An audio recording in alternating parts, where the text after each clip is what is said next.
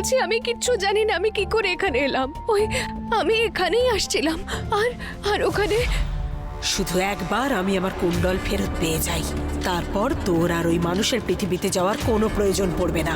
কিন্তু প্রেম, ও যদি আমাকে বিয়ের পরে আটকায় তখন ওকে মেরে ফেলিস। তপস্যাকে আমি মায়াবনে দেখেছি।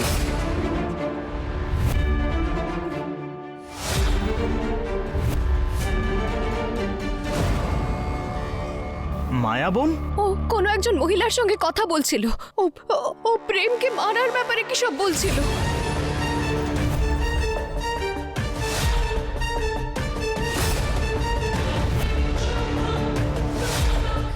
তাই জন্য আমি আসছিলাম বিয়েটা আটকাতে, কিন্তু কেউ একজন আমার মাথায় আঘাত করলো আর আমায় জ্যান্ত পুঁতে দেওয়ার চেষ্টা করছিল। মিথ্যে বলছে।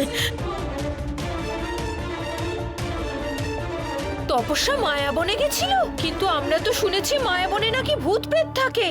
তাহলে কি তপস্যাও ভূত নাকি? ওর পাটা তো উল্টো নয় দেখছি। আপনি কার কথা বিশ্বাস করছেন কাকিমা? ও পরিষ্কার মিথ্যে বলছে। না, আমি মিথ্যে বলছি না, আমি সত্যি বলছি। আমি ওকে মায়াবনে দেখেছি নিজের চোখে।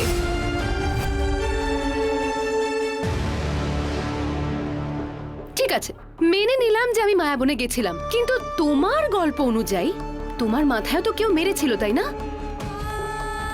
আমি তো কোনো আঘাতের চিহ্ন দেখতে পাচ্ছি না। ঠিক আছে, এটাও বাদ দাও। এটা বলো, যদি কেউ তোমাকে মাটিতে পুঁতে দিয়েছিল তাহলে তুমি সেখান থেকে বেরোলে কি করে?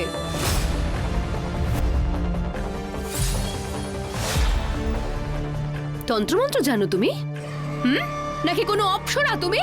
মাটি ফুঁড়ে উঠে একেবারে বিয়ের মণ্ডপে পৌঁছে গেলে। এটাই তো আমি বুঝতে পারছি না, আমি এখানে এলাম কি করে।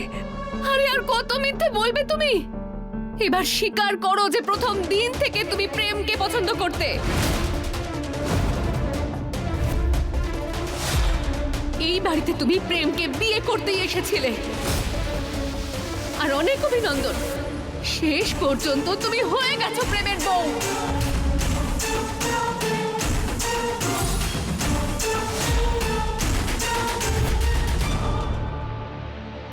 সত্যি বলছি, আমি প্রেমের ব্যাপারে কোনোদিনও এই ধরনের জিনিস ভাবিনি। আমি কখনো স্বপ্নেও ভাবিনি প্রেমের সঙ্গে বিয়ে করার কথা।